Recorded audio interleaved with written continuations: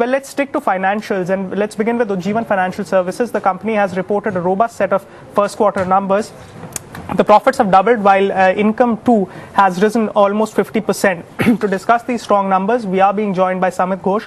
He's MD and CEO of Ujjivan Financial Services. Good morning, Mr. Ghosh. It's good to have you on the show.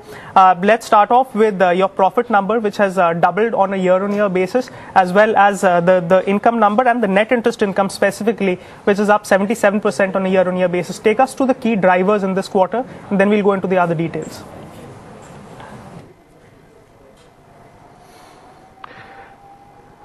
Actually, as far as the profits are concerned, our business has been moving as per our plan and the momentum is there.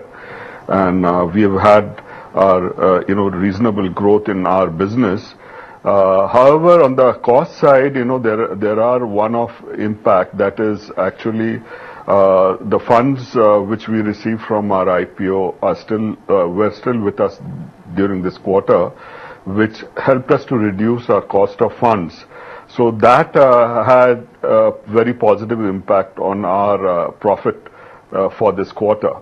Along with that, we've also been able to reduce our operating expense ratio, and we are actually our efficiency levels have also gone up. So those are the factors actually which have positively contributed to this quarter's profit. Right.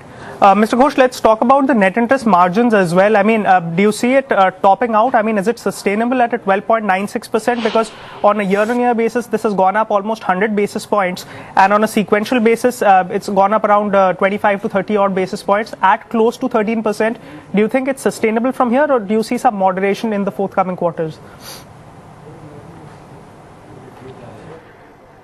See, there would be slight moderation in the sense that the NIM is also affected by, the fund we received from the capital infusion, So there will be certain impact from that.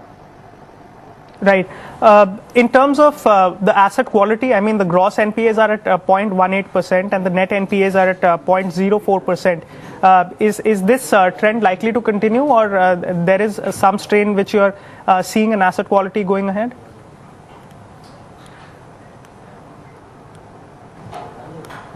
No, I think the asset quality, we don't foresee a major problem in that area at all. And whatever minor blips are there in particular parts of the country, we're able to tackle it and resolve it. So we don't see the asset quality as an issue at all.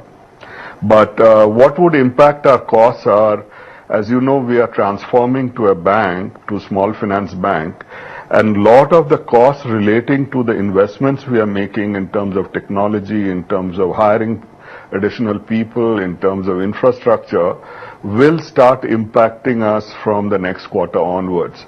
So that will increase our costs, but that relates really to, not to the regular business, but it relates to the transformation costs to become a small finance bank. Right. So in terms of operational expenditure, that's likely to go up on back of the transition. Is that right?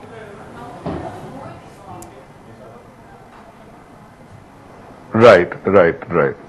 Right. Sir, also talk to us about how your provisioning and how your requirements will change as you align and transform towards a small finance bank. I mean, in terms of provisions, it's quite moderate right now, 6 crores as opposed to 8.2 crores in the previous quarter.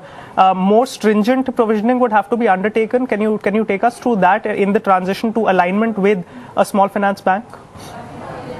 Well, actually, to tell you the truth, in terms of credit provisioning, we already have a very conservative plan, which is much more, so we don't see provisioning itself having a major impact, credit provisioning having an impact once we become a small finance bank, because we are already aligned to whatever the RBI requirements are for a small finance bank. Your cost to income ratio, that's at around 45.6%. And as I mentioned to you, continue, sir. Continue with your answer. Right.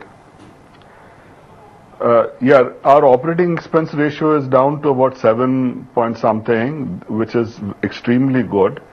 And our cost to income ratio then during this transition period will definitely go up, and that's what we plan that because I mean, as I mentioned, the kind of investments we have to make in all these three factors, technology, infrastructure, people, etc., will impact the cost first, and we will start seeing the revenues, etc., later on.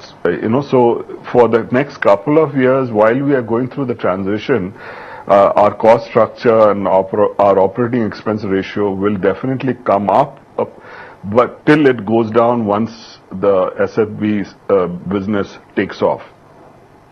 Right. Let's talk about your loan book as well, and your obviously the group loans constitute the bulk of it, but there's also the medium sector, small businesses. There's also education. Do you think that the newer ones, that's education, or say something like the smaller businesses, you will start lending more, and the portion of the book which is lending towards small businesses, education, is likely to go up? Can you give us a comparison? I mean, I've gone through the average ticket size as well, and it's the lowest for your group loans. So in terms of ticket size and the margins across segments?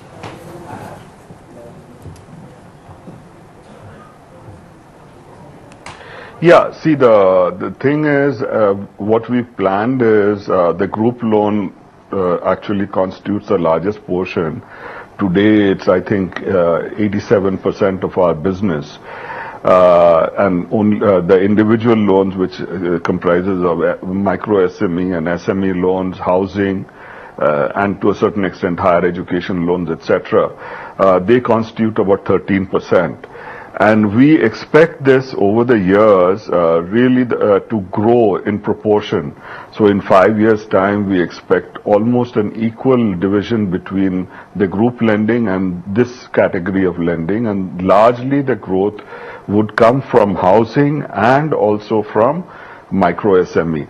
We are right now investing a lot on the micro SME business. We've actually been working on the micro SME and SME business for the last 3 years. We have all the systems and processes in place. Right now we are putting all the people in place around the country to build that business up. So you will see a substantial growth in terms of proportion of our business in this segment in the future. Right. Let's talk about certain numbers then, specifically as far as segments go, because since you say that your micro SME as well as housing, you plan to increase as a portion of the overall book. I mean, for the first quarter, a little over 5,000 crores was of the overall composition of the gross loan book was towards microfinance and group loans, whereas housing was around 286 crores and MSE was around 295 crores. Can you share some numbers as to, say, on a ballpark basis, if the overall gross book is at around 6,000 odd crores? This combined. See, as far as I know, I mean, I don't know the exact numbers, but I know it's about 13% of the book. It has grown sort of marginally in this quarter. I think about earlier it was about 12 or 11 and a half before the quarter started.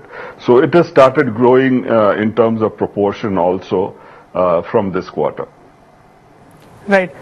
So let's also talk about your weighted average cost of debt. Now, you said that you had the proceeds from the IPO with you, and that also helped in reducing that number. Now, the weighted average cost of debt is around 11.5%. Do you see a bump up in the weighted average cost of debt going ahead? As also speak to us about your borrowing profile and whether or not are there any securitization plans, because in the year ago quarter, there was not any securitization. There was around 290 crores off balance sheet securitization in this quarter, and also a commercial paper of around 100 crores. So a diversification of the borrowing profile and a reduction and moderation in the cost of debt. Just speak to us about that as well.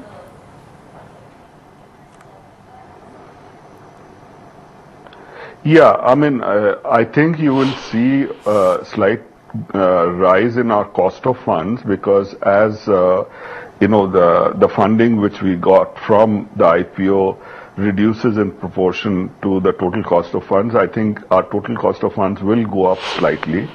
Now, As far as securitization is concerned, we plan to do a fair amount of securitization before we turn into a bank, and you will see us much more active in the securitization market before we convert to a bank in the next few quarters.